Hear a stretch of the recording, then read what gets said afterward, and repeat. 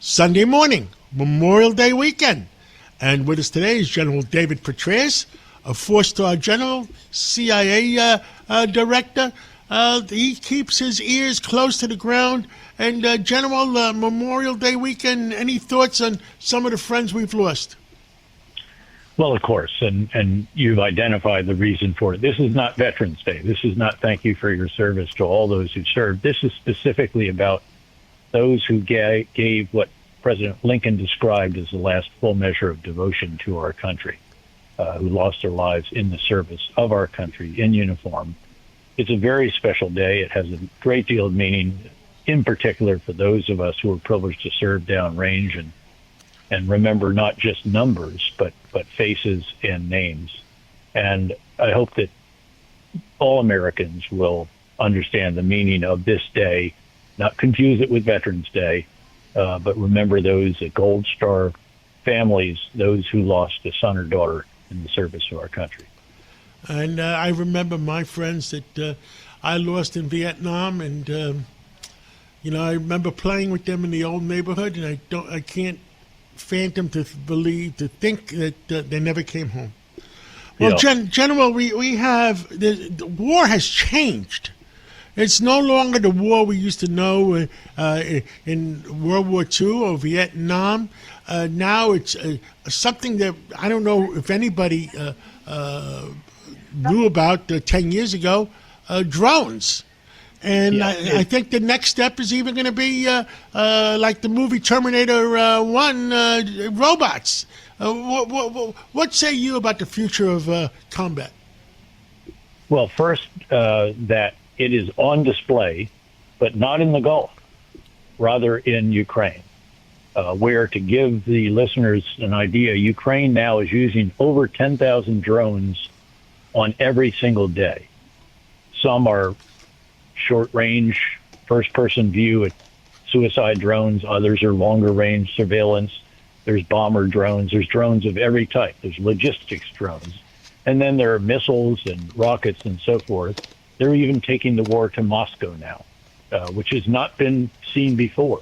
Moscow and St. Petersburg, the home of the elites of Russia, really haven't felt this war. It's not their sons and daughters that are going off. It's those in the rural areas who are being recruited by huge bonuses. And then if they lose their lives, families get very large remittances for that. So this is, again, the future of war right now, which is all unmanned systems all the time. Tanks and infantry fighting vehicles can't survive on this battlefield. Aircraft can't go near the front lines. You can't even drive a vehicle to the front lines anymore. They actually have remotely driven vehicles. And the death zones, it's termed, is about 35 kilometers on either side of the front line of troops. And even the troops aren't in fighting positions. You can't fight from where they are, because if you can see out and poke a rifle out and a drone could come in, there actually should be termed survivability positions. They're dug deep in the ground, and they'll have anywhere from 6 to 8 soldiers in there, and they're there for 2 months as these drones overhead are carrying out the warfare. As the Russians try to advance, they're spotted almost immediately in this 35-kilometer area where they are, and once you're seen, you're going to be attacked relentlessly. And it's a question of whether you get into real cover or if you're going to be taken out by a suicide attack drone. And about 60% of all drones on the Ukrainian side now have fiber optic cable trailing behind them, because that means that the command and control can't be jammed, something which the Russians are very good at: electronic warfare, jamming, spoofing, and other ways of interdicting, interrupting the command and control line. Keep in mind that the Ukrainians took 35% of the Russian Black Sea Fleet out without a navy.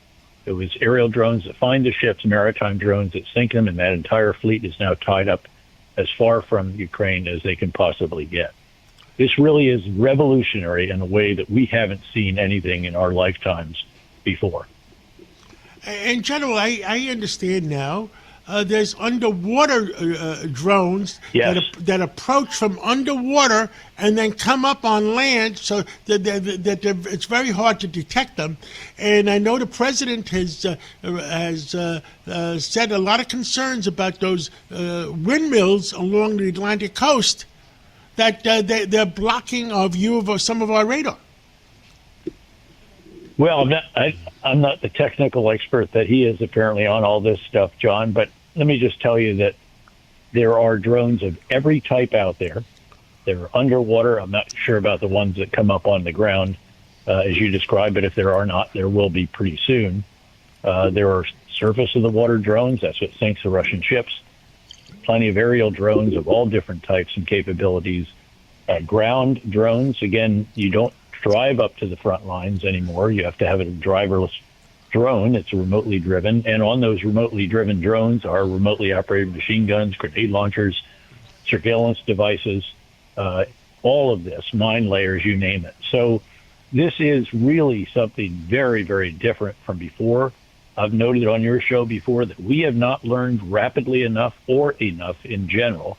We need to recraft our entire concept of operations for warfare, and then we need to adapt every other aspect of how we train, how we educate our leaders, how we organize our forces. The Ukrainians have an entire unmanned systems force equal to the Army, Navy, and Air Force, and becoming the source of 90% of the Russian casualties. By the way, the Russians have now had killed in action or seriously wounded more than we had in all of World War II. The upper limit is somewhere around 1.4 million during the 4 years of this war.